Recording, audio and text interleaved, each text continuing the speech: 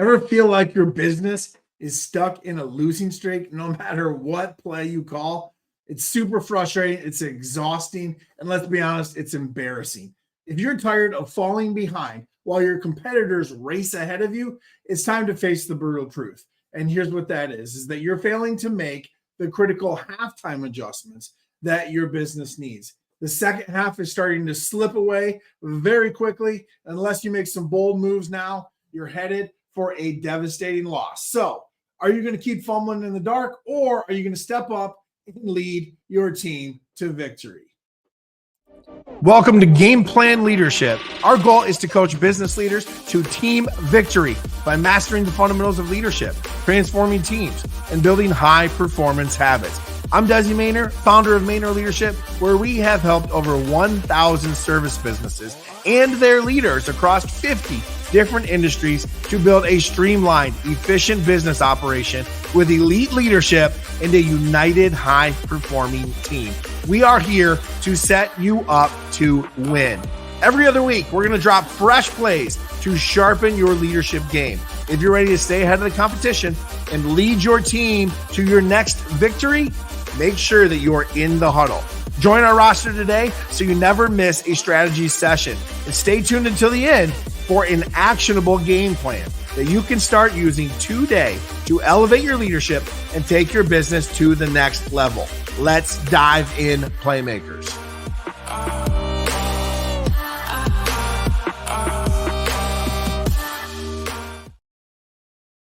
Bring it in, Playmakers. So on today's show, we're going to dive into 5 steps on how to diagnose what is dragging your business down. We're going to simplify your game plan. We're going to make those key adjustments to put your points back on the board so we can win. You're going to hear real-world examples and proven strategies to shift momentum when it feels like that you're on the verge of losing. So let's dig in. So the first one is to detach and diagnose. So this comes from the laws of leadership number 3, which is prioritize and execute.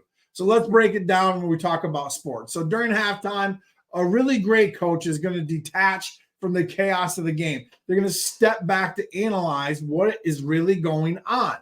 They're going to look beyond the score and assess what adjustments are needed to turn the game around. Okay, now let's think about business. So in business, when setbacks occur, leaders, we need to pause. Okay, we need to step back just like in sports. And we need to analyze what are the root causes of the problem without reacting emotionally, because that's what tends to happen first. Okay, so we need to remove the emotion. We need to detach. We need to say, hey, if the leaves are falling off the tree, what's wrong with the root? All right, this is going to allow us to have a clear perspective on what adjustments actually need to be made. So let me give you an example of this. So a plumbing company that we're working with struggling to meet service times. Okay, they were expecting and getting high technician turnover, basically. I worked with the owner operator, detached from the daily operations. Then we started to interview the staff, and we discovered that the processes were unclear. There was miscommunication happening with where the primary issues. It wasn't a lack of skill, and it wasn't a lack of high-performing team members. So what did we get out of this? What was the result? What was our takeaway? Is that we needed to create a habit of taking a step back, prioritizing issues based on their impact, okay? So the problems that have the highest impact are going to be the things that we want to prioritize and then actually dig into. So we want to look at the problem with fresh eyes. Guys, girls, oftentimes there are not many problems that can't be solved with a decision and a good night's sleep, okay? But we need to prioritize these key adjustments and we need to execute the plan. Before we do any of that, though, we have to be able to step back. We have to be able to detach and diagnose what is actually wrong. Sometimes we have to literally physically step back in order to see it. In this particular example, we had to get them out of the everyday operations so that they could understand and take a look at the whole thing, right? If you're in the crowd of a busy party and you're looking for the woman in the red dress, but there's 1,000 other people there, it's super hard to find. But if you're up on the balcony, which is where we often come in as the coaches and consultants, and we say the girl in the red dress is right there. This is what you need to do in order to diagnose the problems in your business and look at what the actual bottlenecks are. Okay, number 2 is once we've detached and diagnosed, we need to simplify the game plan. Okay, so this is from law number 2 of leadership, which is keep it simple and stupid, right? It works every single time. So let's talk about sports. A team that's overcomplicating their plays and their strategies will often find themselves confused and completely out of sync. Okay, so at halftime, what a good coach will do is they will simplify the game plan. They'll throw out these parts of the passing game. They'll throw out these parts of the run game. They'll focus on a handful of things with a handful of different rotations and things like that. So we need to simplify the game plan. What is it that we're really good at? And what is it that are the fundamentals that we can execute? What matters most is fundamentals and execution, right? It's like never not doing the basics, regardless of success, failure, or capacity, okay? Let's talk about business. When business setbacks occur, what we often do is we feel the need to add more, right? More complexity. We got to be able to fix the problems. Let's add this. Let's put this in place. Let's hire this person. But instead, what we need to do is simplify things, right? Because oftentimes there's miscommunication. People don't know the process. Where's the playbook? I'm not following the playbook. Okay, why? So we need to simplify your approach by focusing on what is the core mission. We need to have really, really, really good, clear communication and straightforward execution, okay? So here's an example. Working with a landscaping company, we saw a dip in customer satisfaction scores due to unclear communication between sales and the field teams, okay? So customer satisfaction going down, sales teams, it wasn't jiving, okay? So the owner, what we did was we simplified the communication process by implementing a single-page job briefing, okay? 1 page job briefing. It wasn't even full. It was like really more like a half page, but we spread it out to make sure it was really, really simple. So it was just a job briefing form that both teams would use, okay? Both teams would use this that would result in a more streamlined and effective workflow. It was 1 piece of paper. We just took all the other junk out. We, simplified the CRMs. We said, this is the paper. This is the job briefing. Here's what's going to make sure that the customer gets exactly what they want, right? From the sales side and from the field side, both people are looking at the same piece of paper in order to execute. This episode is brought to you by Mayner Leadership, your go-to solution for turning chaotic operations, misaligned teams, and poor communication into winning strategies. Don't let these common challenges hold back your success. Discover the 4 meetings that you need to grow a service company. Simple, effective, and fast meetings designed to boost productivity and impact without micromanaging or overcomplicating things. Head over to maynerleadership.com/4 meetings to download your free guide today and start transforming your team. Or click the link in the show notes below. At Mayner Leadership, we have used this exact communication framework to transform over 1,000 service businesses just like yours. With our tailored leadership consulting, high-impact coaching, interactive workshops, and dynamic keynotes that inspire action and drive real results. Maybe you're ready to elevate your leadership game now. Visit maynerleadership.com or click the link in the show notes below to learn more and book your free leadership audit today.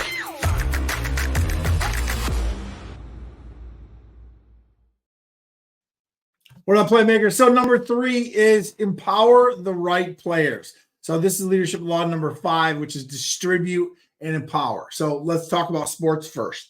Okay, so at halftime, right? So we're talking about halftime adjustments, right? We're in the last quarter of the year now. So at halftime, right, or later in the game, successful teams often make player subs. Okay, so it's like, hey, so-and-so's getting tired, got to tap out. Running back's too tired because he's already carried the ball 25 times or he's on a roll. So, but we tend to make substitutions or we change roles to make sure that the individuals, right, are in the best position to make the best play in order to succeed. So a forward might be moved to defense if it's clear that the team needs some more stability in the back, okay? That's like a hockey example. All right, a football example would be what I just gave you. Like, we're going to sub in more defensive linemen because we're going to defense a lot. They're throwing the ball a lot, so we got to do a lot of pass rush, okay? In business, Okay, so when you're facing a business setback at halftime, it's crucial to evaluate, are the right people in the right roles, right? So hopefully we got the right people on the bus, but are they in the right seats? Okay, are they in the right roles? Sometimes empowering other people to lead or to delegate the responsibilities can make all of the difference. So we got to be thinking, are the right people on the bus? And then are the people on the bus in the right seats in order for us to succeed? And then have we delegated the right things, the right responsibilities, or the right outcomes to the right people in order to actually empower them, but also hold them accountable at the same time? You never want to let go of the accountability rope there, okay? So what does this mean? What's the takeaway to this? So we want to look for opportunities to shift responsibilities and delegate leadership once challenges arise, okay? So we need to empower others because it not only helps resolve immediate issues, but it also strengthens the overall team. So we're talking delegation there. That's what we need to take place. And that's what we need to get better at to make sure that the right people have the right responsibilities, they're in the right seats, and they're doing things the right way. That's number 3. Number 4 is to communicate adjustments clearly and consistently. Okay, so this is law number 4, which is inform, update, and clarify. So we're talking communication here. In sports, a coach's job is to make sure that every player understands that what adjustments are being made. First, that there are adjustments being made, and then what are the adjustments being made, and how is it going to contribute to the team's success. So a single missed instruction can mean a fumble play and lost momentum, right? So they're pass rushing a lot on our left side because we have a backup left guard in. So what we're going to do is the center is going to favor the left side. And what that's going to help us do is secure the backside of the quarterback so that we can throw the ball more efficiently and more effectively. That's a perfect example of that, okay? In business, when we implement changes to navigate a problem, an obstacle, a challenge, a setback, right, we need to be very, very clear with our communication. It is absolutely vital. So we need to inform, update, and clarify. So team members need to know, think of it like this, the 5 W's and the H. Who is doing what? When are they doing it? Why are they doing it? Okay, where are they doing it? And how are they doing it? So who, what, when, where, why, and how. The 5 W's and the H. You need to be, everyone that's involved in that scenario should be able to answer every single one of those questions very quickly and very easily. Okay, so here's a real world example. So one of our clients is a pest control business. We found that it was dealing with repeated customer complaints due to mixed messages. Basically, it's from the different team members that were going out there, okay?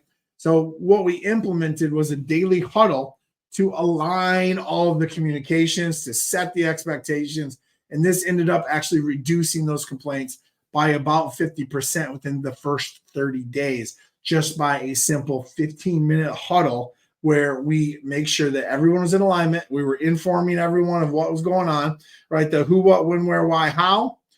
And that exactly is what happened. All right. We got 50% within the first month. So what's the result? What's the takeaway for this?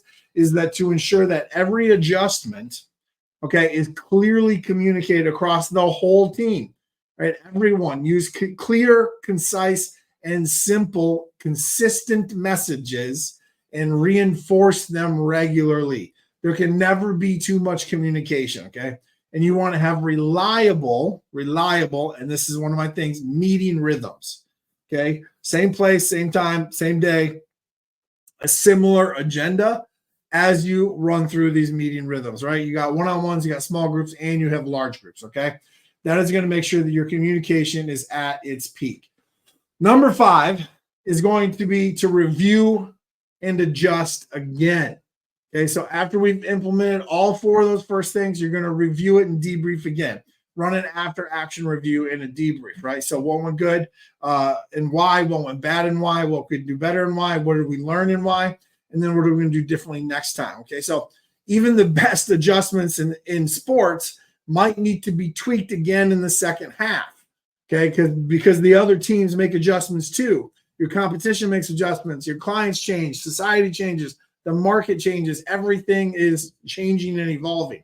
Right? So we need to always be ready to innovate and adapt, which is the leadership law that we're focusing on here. Law number 6, innovate and adapt. We need to be able to respond to the game's new dynamics, okay? And because we're probably going to encounter an opponent's counter strategy, okay? What does this mean in business? So we need to always monitor the impact of our adjustments. Basically, we changed something, we made a tweak, we made an adjustment. Is it working? Okay, and if it is, can we make further changes if needed and go all in on that new adjustment or tweak, right? If it's not working, then what's the next thing that we're going to try? It's basically we're failing forward, as John Maxwell says. You're going to try stuff and see if it works and then iterate. Try and iterate, try and iterate. So here's a real world example. We got an electrical contractor. We made some pricing changes due to basically rising material costs, as many of you know and are experiencing right now. But that declined our client retention just a little bit. So instead of sticking to the price hike, we ended up innovating, and we offered a bundle package that added value without lowering the prices. So that resulted in a better client satisfaction. We kept more clients, we retained more clients, and we're actually able to increase revenue by adding value, but not necessarily lowering prices, which was a big win for us, honestly, for the client and for our workforce as well. So what we did was we embraced the mindset of continuous improvement. We said, well, let's fail forward. Let's try and innovate again. And then what we just do is we just regularly look at and review the impact of those changes and remain flexible to pivot or refine your strategy as necessary. So here it is. Let me give you the practical and tactical action plan after we just walked through 5 steps to make halftime adjustments. Here we go. Step number 1, practical, tactical action plan. Here's what we're going to do. Diagnose and simplify. So I just want you to just sit down for just 20 to 30 minutes. Gather your leadership team up if you can and review just what's one huge key problem that your business is facing right now. Once you identify the root cause of that, maybe get feedback from them, see if you can collect data to back up that is the one big problem. And then I want you to eliminate all of the unnecessary junk, the complexities, and focus on what is truly critical, which is your mission and a simplified plan. Okay, so what's the problem? And then what's your mission? What's the plan to fix that problem? And then how are you going to communicate that plan? So you're going to write down what the exact problem is, what's the primary adjustment that's needed, right? The plan, and then what's the one thing that you want your team to prioritize when it comes to fixing or improving that problem. So that's step 1 is diagnose and simplify.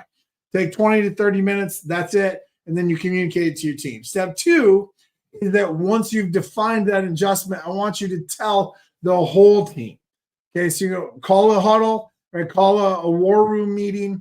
Like I said, it's 15 minutes. You're going to communicate this change clearly. Hey, the number 1 problem we're facing is customer satisfaction. The plan is ABC 1, 2, 3, and what I want you to prioritize is service. Okay, so you're going to basically explain what's changing and why it's necessary, and then how everybody can contribute to that change. And then you can delegate the responsibilities to your key players and start to set up weekly check-ins in order to review progress, make further tweaks, and ensure that everyone stays aligned. So your 2-step action plan is to diagnose and simplify, which is just what's the problem, what's the plan, and then communicate the plan to everyone, explaining the who, what, when, where, why, and how to the entire team, and give them the thing to prioritize so that they can focus on the solving and improving the one problem that you're experiencing. Man, that was a powerful one. We'll see you on the next round. Great huddle, playmakers. This strategy session was packed with powerful plays and game-winning insights designed to elevate your leadership, drive your team to victory, and make your business better than ever. As a coach both on and off the field for over 20 years, I live for those game-changing moments, and I'm sure that you just scored a few during this episode. Now, it's your turn to make a move. Share your winning plays and your key takeaways by leaving a review wherever it is that you tune in, whether that's on Spotify, Apple Podcasts, or YouTube. And don't keep this game plan to yourself. Share this episode with a fellow leader who's in the trenches and who's ready to level up their leadership game. Your feedback fuels my drive and keeps me in the game, crafting these strategies and sharing insights just for you. And if you're ready to take your leadership and operations to the next level, then book a free leadership audit to learn more by visiting us at www.maynerleadership.com. Keep leading strong, stay in the fight, and make today a powerful one. Until next time, keep pushing for victory.